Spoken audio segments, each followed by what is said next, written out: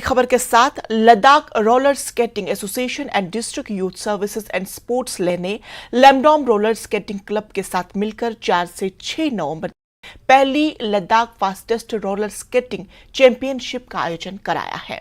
इस अवसर पर डिप्टी चेयरमैन LAHDC ले सरिंग ऑनचुक चीफ गेस्ट थे।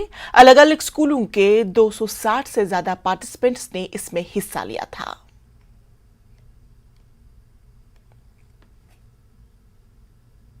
First UT Ladakh fastest roller skating championship organise किया है, जिसमें अबव 200 से ज़्यादा लोग आए हैं और यहाँ पे हमने अलग अलग कैटेगरीज भी रखा है। बिटवीन 5 to 16 का पूरा कैटेगरी है उसमें। और यहाँ पे जितने भी लोग आए हमने उतना एक्सपेक्ट किया नहीं, क्योंकि यहाँ पे लद्दाख अलग अलग डिस्ट्रिक्ट से आए, अलग अलग गाँव से भी आए हैं और सब पेरेंट्स सपोर्ट कर रहे हैं और हमें बहुत अच्छा लग रहा है।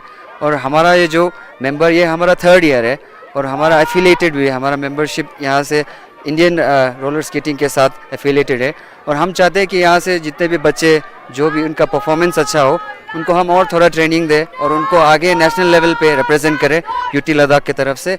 और यही हमारा मेन मकसद है। तो आज तक इससे पहले आपने कोई यहाँ पर ऑर्गेनाइज किया है कि नहीं? हाँ जी सर, लास्ट ईयर भी किया है हमने। खरदुंगला चैलेंज में हमने किया था और उसमें भी कम से कम भी एक्सपेक्टेड बहुत कम था एक्सपेक्टेड, बट 100 से ज़्यादा लोग भी आए थे वहाँ पे। वो हाईएस्ट रोलर स्केटिंग ऑर्गेनाइज किया था उस टाइम पे, लास्ट ईयर था वो हमारे साथ। और यहाँ पे हमारे बहुत सारे मेंबर्स भी बहुत एक्टिव है। लमडुन में बहुत अच्छा ऑर्गेनाइज किया है और हम बड़े खुश हैं ये रिस्पांस देख के भी। मैं पोजीशन में फर्स्ट आई हूँ। तो आपका नाम? स्कर्मा ईडोन। आप कौन से स्कूल में हो? DPS स्कूल में। तो आपने यहाँ पर कितना प्रैक्टिस किया था? मैंने चंडीगढ़ से स्टार्ट किया था प्रैक्टिस करना और आज मैं फर्स्ट आई हूँ। चंडीगढ़ भी आप प्रैक्टिस करते थे? हाँ। यहाँ पर कितना प्रैक्टिस करते थे? बहुत सारा प्रैक्टिस किया मैंने। और ले में आके आप इस कंपटीशन के लिए कितना प्रैक्टिस किया आपने? मैंने बहुत सारा प्रैक्टिस किया। प्रैक्टिस किया था आपने? आपको कौन सिखाता है? मैं अपने आप ने सीखा। अपने आप सिखाते हो? तो आने वाले दिनों में अगर इस तरह के कंपटीशन होगा तो आप क्या करेंगे?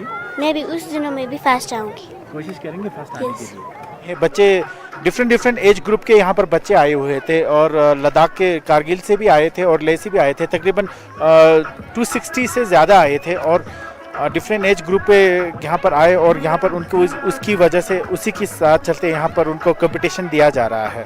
कैमरामैन निसार हुसैन के साथ मैं जिगमित, न्यूज़ 18 लद्दाख के लिए लेह से।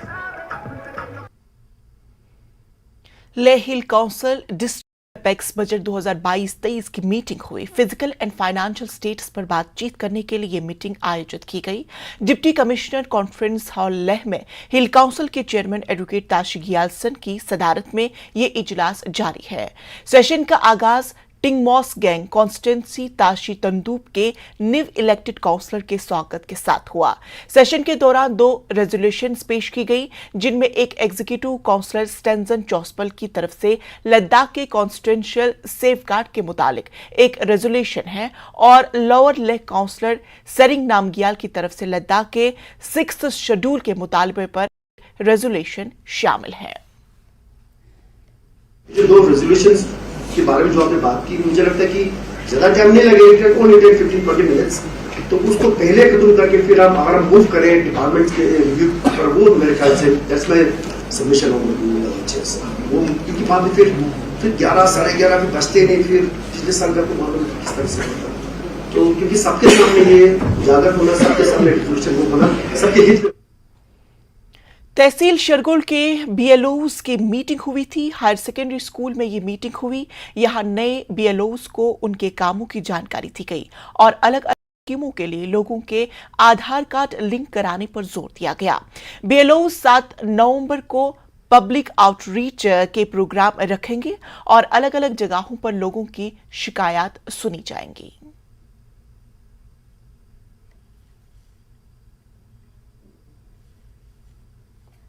Ele diye bir WhatsApp düşüyordu. Ben görüne senin bu baya. Bunu bir tamam çok ama yendi. Don çakadan don baya. Ben de bunu baya.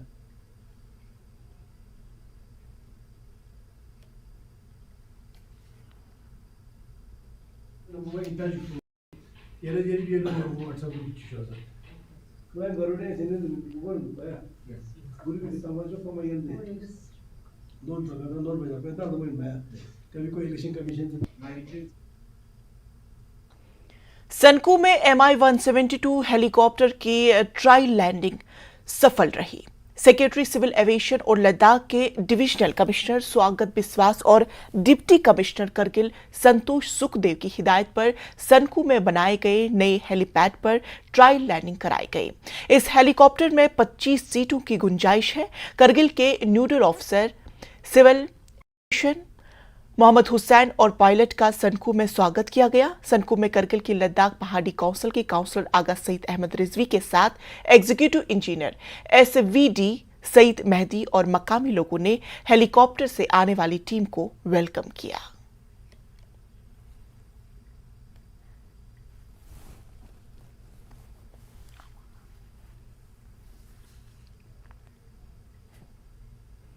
National conference Kargil एक बार फिर से आने वाले काउंसिल इलेक्शन के लिए तैयार है।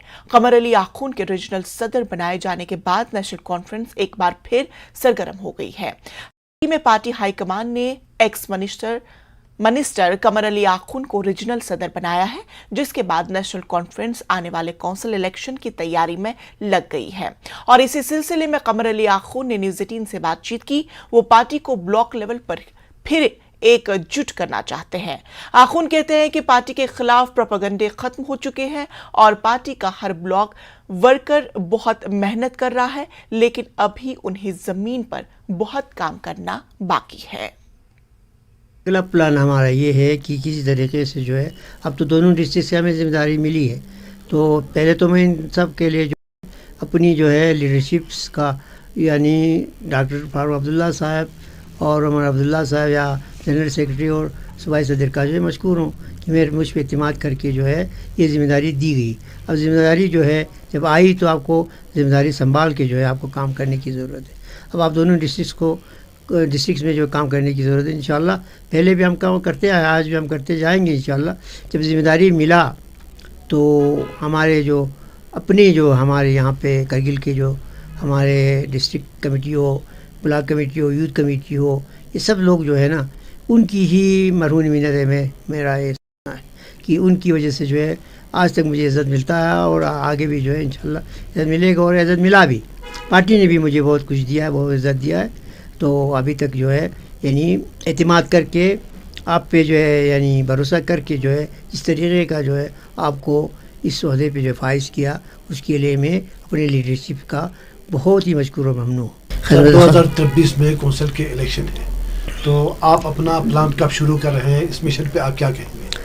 देखिए, अभी तो हमारा जो ब्लॉक कमेटी जो है वो अभी अधूरा है।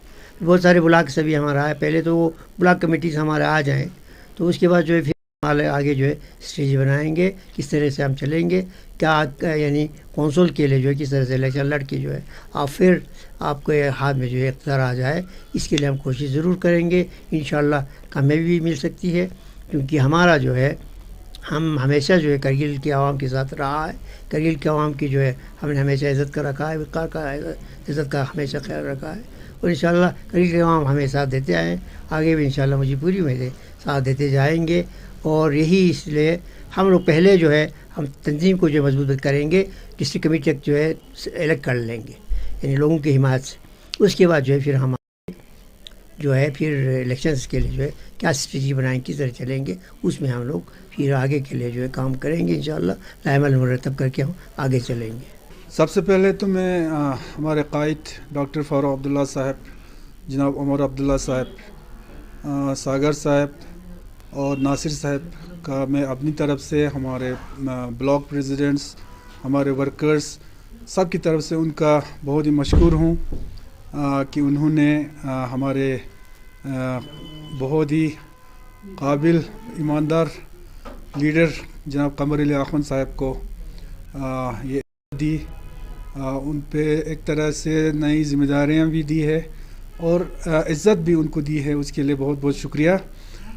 कमर साहब को ये जो नया इन पे जो ज़िम्मेदारी डाली है, जो रीजनल प्रेसिडेंट बनाया है, उससे एक तरीक़े से ख़ास कर करगिल में जो हमारे ग्रास रूट लेवल पे हमारे वर्कर्स से, हमारे सपोर्टर्स से, उनमें एक नया जोश उभर के आएंगे, क्योंकि कमर साहब एक ऐसा लीडर है जो ग्राउंड लेवल पे गरीब से गरीब जो आखिरी शख्स है और अमीर से अमीर शख्स भी होगा, हर किसी से ये जुड़ा ग्राउंड लेवल पे ज़मीन से निकल के ज़मीन पे काम करने वाला लीडर है।